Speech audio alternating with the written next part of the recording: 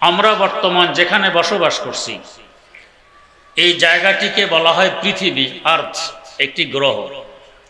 আয়তন প্রায় 20 কোটি বর্গমাইল। এই পৃথিবী নামক গ্রহের চতুর্দিকে আরেকটি দেশ আছে, ওই দেশকে বলা হয় সৌরজগৎ। এই জগৎটি পৃথিবী থেকে কোটি কোটি গুণ বড়।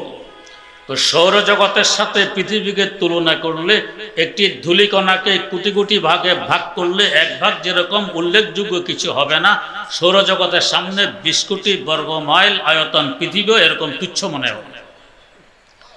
এই বিশাল সৌরজগতের চতুর্দিকে আরেকটি জগৎ আছে, ওই জগৎকে বলা হয় গ্যালাক্সি, মিল্কি ওয়ে, কেহকেশান। ওই জগৎটাও এত বড়, তার সামনে বিশাল সৌরজগৎকে তুলনা করলে একটি ধূলিকণার কোটি ভাগের এক ভাগও মনে হবে না। এই গ্যালাক্সির চতুর্দিকে আরেকটি বিশাল জগৎ আছে, যে জগৎকে বলা হয় গ্যালাক্সি গুচ্ছ। গ্যালাক্সি গুচ্ছটা এত বড়, যার সামনে গ্যালাক্সিকে তুলনা করলে ধূলিকণার কোটি কোটি ভাগের এক ভাগও মনে হবে না। এই গ্যালাক্সি গুচ্ছের চতুর্দিকে আরেকটি বিশাল জগৎ আছে, যাকে বলা হয় মহাগ্যালাক্সি। এই মহাগ্যালাক্সির সামনে গ্যালাক্সি গুচ্ছ ধূলিকণার কোটি কোটি ভাগের এক ভাগও মনে হবে না। এই গ্যালাক্সি, মহাগ্যালাক্সির অসংখ্য অগণিত লক্ষ কোটি কিলোমিটার উপর দিয়ে বেষ্টনে দিয়ে আছে প্রথম আকাশ। এই সব কিছু প্রথম আকাশের পেটের ভিতরে।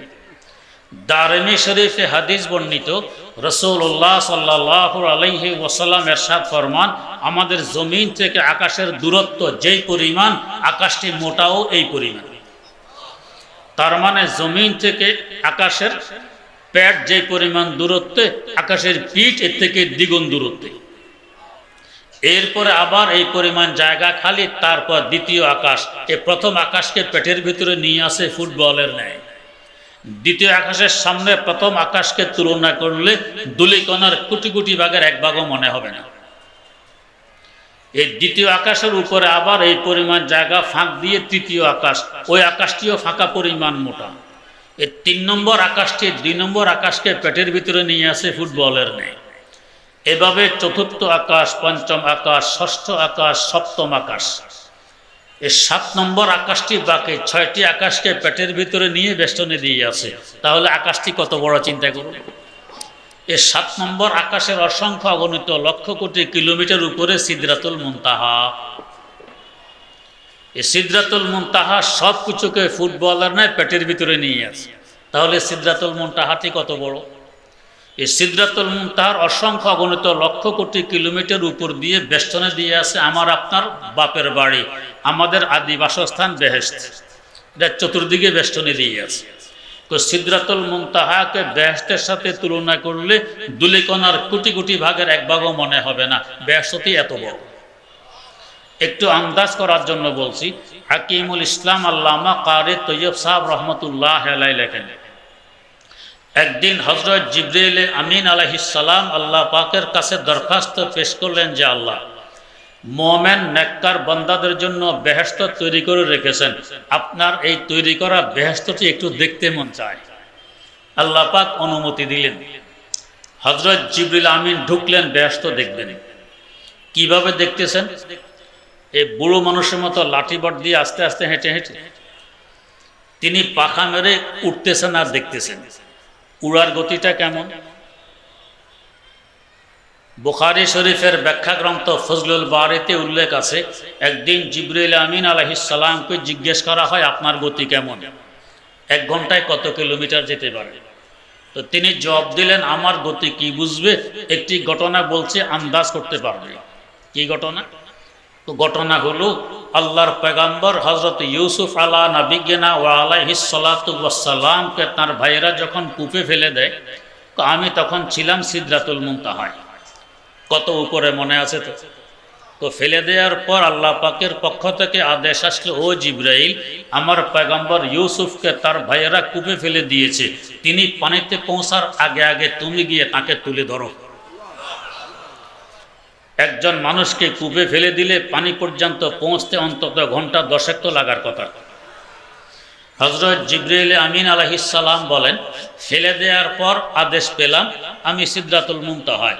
সেখান থেকে জমিনের কেনানের কূপে এসে তাকে তুলে ধরেছি, তখনও তার পা মোবারক পানি পর্যন্ত পৌঁছতে পারেনি। গতিটি কেমন? এমন গতি হবেই না বা কেন? একদিন রসুল আকরম সাল্লাল্লাহু আলাইহি ওয়াসাল্লাম হযরত জিবরিল আমিন আলাইহিস সালামকে বললেন, এই হাদিসটি মুসনাদে আহমদ বিন হাম্বলে উল্লেখ আছে, তাফসিরে ইবনে কাসিরেও উল্লেখ আছে। হুজুর বললেন যে আপনি তো মানুষের আকার আকৃতিতে আমার কাছে আসেন ওহী পৌঁছাইতে, আপনাকে আপনার আসল আকারে একটু দেখতে মন চায়। যেমন আমি 3.5 হাত লম্বা, আমাকে যদি কেউ মাইক্রো করে দেখতে চান তো মেশিনের মাধ্যমেও দেখতে পাবেন, আধা ইঞ্চি হলেও দেখা যাবে। ছোট্ট একটি কাগজে, আধা ইঞ্চি কাগজে আমার ফটো উঠানো যাবে। কথায় কথা মনে পড়ে, হজরত মাওলানা হাবিবুল্লাহ মেজবা রহমতুল্লাহ হেলে একবার গিয়েছিলেন করাচি। তো আমাকে নিয়ে গেলেন সাগরের পাড়ে একটু ঘুরতে, আরব সাগরের পাড়ে। তো সেখানে এক ঘরের সামনে বোর্ড লেখা আছে, ইহা হাসনা মানা হয়, এখানে হাসা নিষেধ। একটি প্রবাদ আছে আরবিতে, আল ইনসানু হারিসুন ফিমা মুনেরা, যেটা নিষেধ করা হয় এটা বেশি করতে যায়। মানে এখানে কেন হাসা নিষেধ জানতে হবে। আমরা দুজন ঢুকলাম ঘরের ভিতরে, ঢুকার পর তো হাসা রাখা জানা, উনিও হাসেন আমিও হাসি। ব্যাপার কি, ঘরে আর কিছু নেই, চতুর্দিকে কিছু আয়না ফিট করা। এক আয়নার সামনে দাঁড়াইলে ওনাকে দেখা যায় উনি কয়েক মাইলের বের হবেন মোটা, আর উঁচা মাত্র 1 ইঞ্চি। তো দেখলে হাসি আসে। আরেক আয়নার সামনে দাঁড়ালে দেখা যায় কয়েক মাইল লম্বা, চিকন সুপারি গাছের মতো এত লম্বা উনি। আরেক আয়নার সামনে দাঁড়ালে দেখা যায় নিচের দিক খুব লম্বা, উপরের দিক আধা ইঞ্চি। আরেক আয়নার সামনে উপরের দিক খুব লম্বা, নিচের দিক আধা ইঞ্চি। এক এক আয়না এক এক রকম। উনিও হাসি রাখতে পারতেছেন, আমিও রাখতে পারছি না, এই অবস্থা। বোর্ডে লেখা আছে হ্যাঁ হাসনা মানা হয়। তো যাই হোক, তো একজন মানুষকে ছোট করেও দেখা যায়, বড় করেও দেখা যায়। তো হযরত জিবরিল আমিন আলাইহিস সালাম তো মানুষের আকার আকৃতি নিয়ে ওহী পৌঁছাইতে আসেন। হুজুর সাল্লাল্লাহু আলাইহি ওয়াসাল্লাম বললেন, আপনাকে আপনার আসল আকারে একটু দেখতে মন চায়। তিনি বললেন, তাহলে আপনি পূর্ব আকাশের দিকে তাকিয়ে বসে থাকুন, আমি আসল আকারে দেখার চেষ্টা করছি। এ কথা বলে দরবারে নবুয়ত থেকে বিদায় নিলেন। হুজুর সাল্লাল্লাহু আলাইহি ওয়াসাল্লাম পূর্ব আকাশের দিকে তাকিয়ে বসে রইলেন। একটু পর দেখতেছেন আকাশ থেকে কালো রঙের একটি পর্দা নিচের দিকে নামতেছে। পর্দাটি নামতে নামতে জমিতে এসে ঠেকলো, উপরের দিক খালি হলো না। এভাবে আকাশ থেকে জমিন, দক্ষিণ মেরু থেকে উত্তর মেরু, পুরা খালি জায়গাটি ভরাট হয়ে গেছে পর্দা দ্বারা। কিছুক্ষণ পর পর্দাটি আবার সরে যায়। হযরত জিবরিল আমিন আলাইহিস সালাম আগের মানুষের আকার আকৃতি নিয়ে হুজুরের সামনে হাজির। হুজুর বললেন, পূর্ব আকাশের দিকে তাকিয়ে থাকলে আপনাকে আসল অবস্থা দেখা যাবে। তাকিয়ে রইলাম, কই দেখা তো দিলেন না। বললেন, কিছুই দেখেননি? তো একটি পর্দা দেখেছি মাত্র। কেমন দেখলেন? তো দেখলাম আকাশ থেকে নিচের দিকে নামলো, জমিনে এসে ঠেকলো, উপরের দিক খালি হলো না। এভাবে আকাশ থেকে জমিন, দক্ষিণ মেরু থেকে উত্তর মেরু, পুরা খালি জায়গাটি ভরাট হয়ে গেছে পর্দা দ্বারা। এই তো দেখলাম। হযরত জিবরিল আমিন আলাইহিস সালাম বলেন, ও আল্লাহর রাসূল, এটি কোনো পর্দা ছিল না, ছিল আমি জিবরিলের একখানা পাখা। এই একটি পাখাকে তার আসল আকার দিয়ে নামাইলাম। আকাশ থেকে জমিন, দক্ষিণ মেরু থেকে উত্তর মেরু, পুরা খালি জায়গাটি ভরাট হয়ে গেছে। আল্লাহ পাক এমন বিরাট বিশাল পাখা আমাকে দান করেছেন মোট 600 খানা। বাকি 599টি পাখা কোথায় রাখবো সেই জায়গা তো এখানে নেই। এমন বিরাট বিশাল 600 পাখা মেরে যিনি উড়বেন, তার উড়ার গতি কেমন হবে? আমরা আন্তর্জাতিক বিমানে উড়লে 2টি পাখা দিয়ে ওড়ে। পাখা লম্বা হবে হয়তো 100 হাত, চওড়া হবে হয়তো 30 হাত। এই 100/30 হাত লম্বা 2খানা পাখা দিয়ে ওড়ে ঘন্টায় 1000-1500 কিলোমিটার গতিতে। আর এমন বিরাট বিশাল 600 পাখা মেরে যিনি উড়বেন, তার উড়ার গতি কেমন হবে? ওই গতিতে তিনি বেহেশতে ঢুকে উঠতেছেন আর দেখতেছেন। এইভাবে উঠতে উঠতে 1 মিনিট নয়, ঘন্টা নয়, দিন নয়, সপ্তাহ নয়, মাস নয়, বছর নয়, দীর্ঘ 2 লক্ষ বছর যাবৎ উড়ার পর জিজ্ঞেস করতেছেন, আল্লাহ বেহেশতের ওই কিনারা আর কত দূরে? আল্লাহ পাক বললেন, জিবরাইল, বেহেশতের এক কিনারা থেকে উড়া আরম্ভ করেছে, এখনো প্রথম সারি খুঁটি পর্যন্ত পৌঁছতে পারোনি। এভাবে সামনে অসংখ্য অগণিত সারি সারি খুঁটি আছে, তারপরে ওই কিনারার প্রশ্ন। হযরত জিবরিল আমিন বললেন, আল্লাহ বুঝে এসে গেছে, আমি ফিরে চললাম। তাহলে এবার চিন্তা করুন বেহেশতই কত বড়। এখান থেকে একটি প্রশ্নের উত্তর পেয়ে যাই। প্রশ্নটি হলো, হাদিস শরীফে আছে সবচেয়ে নিম্নমানের বেহেশতিকে বেহেশতে যেই পরিমাণ জায়গা দেয়া হবে এ দুনিয়ার মতো কমাস কম 10 দুনিয়ার সমান হবে। অনেকে প্রশ্ন করে এত জায়গা কোথায়? তাহলে যে বেহেশতটা এত বড়, এই বেহেশত 10 কোনো 100 দুনিয়ার সমান দিলেও কি জায়গার অভাব হবে? তো এই সিদরাতুল মুনতাহার অসংখ্য অগণিত লক্ষ কোটি কিলোমিটার উপর দিয়ে বেষ্টনে দিয়ে আছে বেহেশত। এই সব কিছু বেহেশতের ফ্যাটের ভিতরে। আর এই বেহেশতের উপর দিয়ে বেষ্টনে দিয়ে আছে আল্লাহ রাব্বুল আলামিনের কুরসি। আল্লাহ পাক কোরআনে কারিমে বলছেন, ওয়াসিআ কুরসিয়্যুহুস সামাওয়াতি ওয়াল আরদ, আকাশ সমূহ এবং জমিনকে বেষ্টনে দিয়ে আছে তার কুরসি। আর এর অসংখ্য অগণিত লক্ষ কোটি কিলোমিটার উপরে তার আরশ মুআল্লা। আর কুরসি এবং আরশ মুআল্লার মধ্যখানে হলো পানি।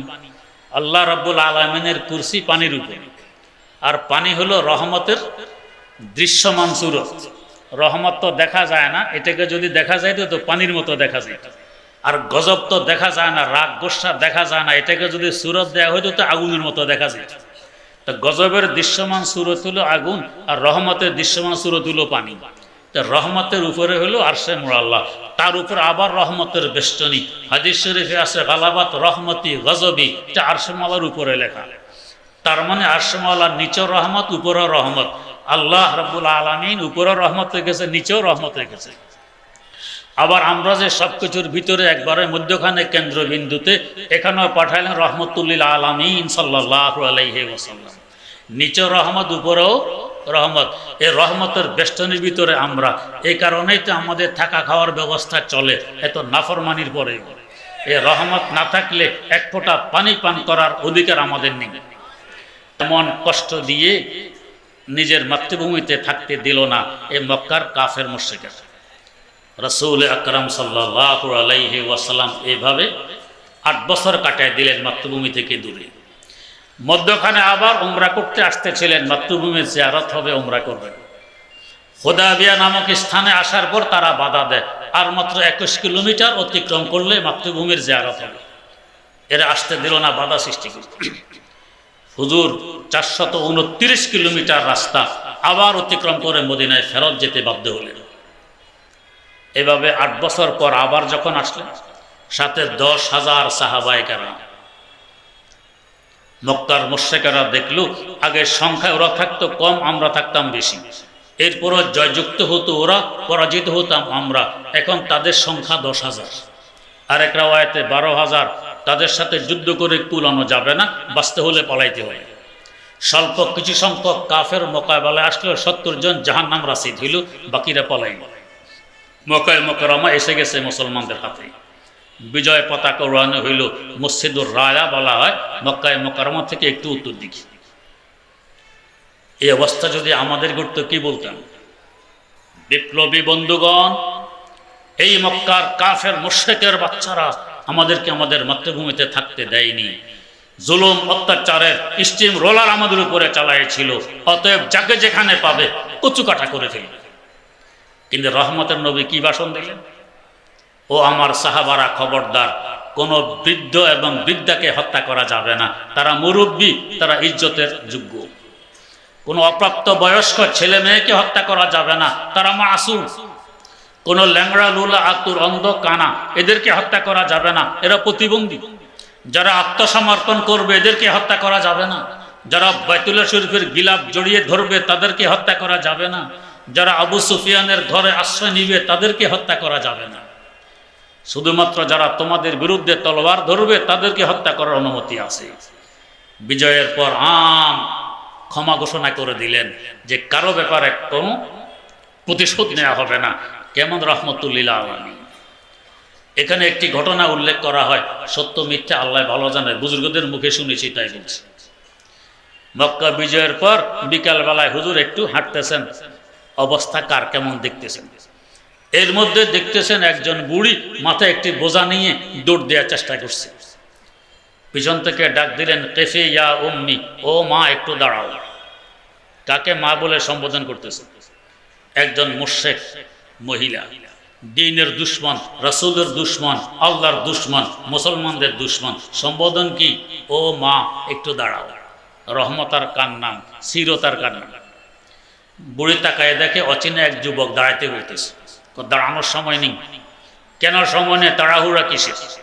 তুমি কি শোনোনি ওই স্বৈরাচারী মোহাম্মদ মদিনা থেকে 10,000 সঙ্গভঙ্গ নিয়ে এসে গেছে, তোমার ডাকে সাড়া দিয়ে বিলম্ব করলে হয়তো সে আমাকে ধরে ফেলবে, তখন আমার জীবন নিয়ে হবে টানাটানি। বুড়ি চিনি না কার সাথে কথাগুলো বলতেছে।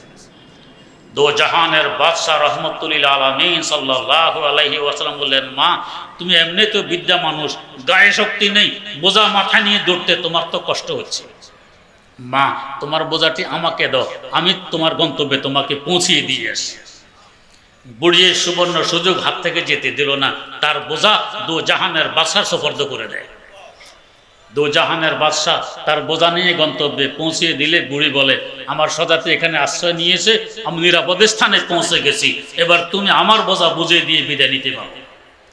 হুজুর বিদায় নিচ্ছেন, এই সময় বুড়ি আবার বলছেন, তুমি একটু দাঁড়াও। কেন মা, আরো কোনো সেবার প্রয়োজন আছে? না, সেবার প্রয়োজন নেই, তবে তোমার পরিচয় কি? তোমাকে চিনতেছি না। আজ এই বিপদের সময় আমার পাড়া প্রতিবেশী কাজে লাগেনি, নিজ নিজ জীবন নিয়ে পালিয়ে গেছে। আমার আত্মীয় স্বজন কাজে আসেনি, আমাকে রেখে পালিয়ে গেছে। এমনকি আমার পেটের সন্তানেরা পর্যন্ত পালিয়ে গেছে, তাদের সাথে আমি দড়িয়ে কুলাইতে পারিনি। বিদ্যা মানুষ, প্রয়োজনীয় আসবাবপত্র মাথায় নিয়ে জীবনের খাতিরে দৌড় দিতেছিলাম। আর যদি তোমার সাহায্য না পেতাম, হয়তো এতক্ষণে আমাকে সে মোহাম্মদ ধরে ফেলতো, আমার জীবন নিয়ে হতো টানাটানি। আমার অন্তর সাক্ষী দেয়, তোমার নে মহামানব আরেকজনের দুনিয়াতে নেই, কিন্তু আফসোস তোমাকে চিনি না। রাসূল আকরাম সাল্লাল্লাহু আলাইহি ওয়াসাল্লাম বললেন, মা এতক্ষণ যাবত যাকে স্বৈরাচারী মোহাম্মদ বলে আখ্যায়িত করেছ, মা আমি সেই মোহাম্মদ। বুড়ির বুল ভেঙে গেছে, এখন সজা থেকে লক্ষ্য করে বলছে, ও কাফেরের গোষ্ঠী, ও মুশরিকের গোষ্ঠী, তোদের পরে পরোক্ষ দ্বারা লানত আর গজব।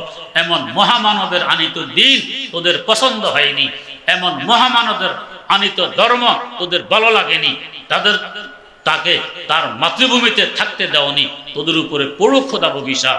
আপনি সাক্ষী থাকুন। এখনই পড়ে নিচ্ছি, আশহাদু আল্লাহ ইলাহা ইল্লাল্লাহু ওয়া আন্না মুহাম্মাদার রাসূলুল্লাহ। এই ছিল রহমতুল্লিল আলামিন।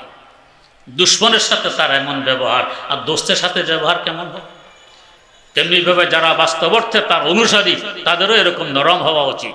গরমের তুলনায় নরমের দাম অনেক বেশি। নরমের যে কাজ উদ্ধার করা যায়, গরমে সে কাজ উদ্ধার করা যায়। একটি ঘটনা বলে শেষ করছি। হযরত নিজামউদ্দিন আউলিয়া রহমতুল্লাহ যেই পথে আসা যাওয়া করতেন, এই পথে এক ব্যক্তির শত্রুতামি করে কাঁটা বিছে, কাঁটা হযরতের পায়ে কাঁটা বিধে। হযরত ভাবতেন লাকড়ি লুকড়ি নিয়ে যাওয়ার সময় বোধহয় কাঁটা পড়ে।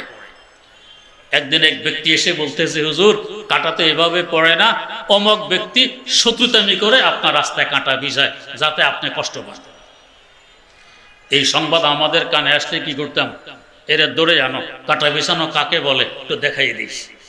হযরতের ক্ষমতা ছিল, অসংখ্য মুরিদ, শক্তি আছে, আর কিছু না করলে অন্তত বলতাম এর উপরে আল্লাহর গজব পড়ুক। কিন্তু আল্লাহর ওলি যখন এই সংবাদ পাইলেন, আল্লাহর দরবারে হাত তুললেন। হাত তুলে অভিশাপ দিতেছেন, হাত তুলে বলতেছেন, ও আল্লাহ, তোমার যে বান্দা আমার রাস্তায় কাঁটা বিছায় শত্রুতামি করে, তোমার দরবারে ফরিয়াদ, ওই বান্দাকে তুমি তোমার মিত্র তথা দোস্ত আর ওলি বানায় নাও। ও আল্লাহ, তোমার যে বান্দা আমার পায়ে কাঁটা বিঁধার লক্ষ্যে রাস্তায় কাঁটা বিছায়, তার পায়ে যাতে জীবনে কোনো দিন দুঃখ কষ্টের কাঁটা না বিঁধে। हर के खारे अफगाना दे बर्रा है माँ आज दुश्मने हर गोले के बागे उमरस बसगाफा दे बेकारोबार। এদিকে দোয়া চলছে, ওদিকে তার অন্তরের পরিবর্তন ঘটতেছে। দৌড়িয়ে এসে পায়ে পড়ছে, হুজুর আপনাকে চিনিনি, আমি আপনার রাস্তায় কাঁটা বিছাইতাম, আপনার পায়ে কাঁটা বিঁধবে, আপনার কষ্ট হবে। এখন আমার অন্তর পরিষ্কার, সাক্ষী দিচ্ছে আপনি কত বড় আল্লাহর ওলি। আল্লাহর ওয়াস্তে আমি আপনার কাছে ক্ষমা চাই। জালেমদের হুঁশিয়ার হওয়া চাই। আর যে দুর্বল মজলুম তার উপরে জুলুম করে চলছি, তাদের আহ এবং দীর্ঘশ্বাস ফেলতে দেরি হয়, আরশে মাওলা পর্যন্ত পৌঁছতে দেরি হয়। আজকে শক্তি আছে, জুলুম করছো, কালকে দেখবে তোমার কি দশা ঘটে। জালেমের পরিণাম দুনিয়াতে আল্লাহ পাক দেখাই দেন, জালেমের পরিণাম কি হয়। আখিরাতে তো শাস্তি আছে অপেক্ষায়। যাই হোক, তো নবী করিম সাল্লাল্লাহু আলাইহি ওয়াসাল্লাম তার নরমিয়ার সিরত দিয়ে এই দুনিয়ার পরিবর্তন ঘটায় গেলেন, না আজ দুনিয়াতে আমরা মানুষ দেখতে পেতাম। আল্লাহ রাব্বুল আলামিন আমাদেরকে তার সিরতের অনুসরণ করে মানুষের মতো মানুষ হয়ে উভয় জাহানে ধন্য হওয়ার তৌফিক দান করুন। সুবহানাল্লাহি ওয়া বিহামদিক, সুবহানাকাল্লাহুম্মা ওয়া বিহামদিক, আশহাদু আল্লা ইলাহা ইল্লা আনতা, আস্তাগফিরুকা ওয়া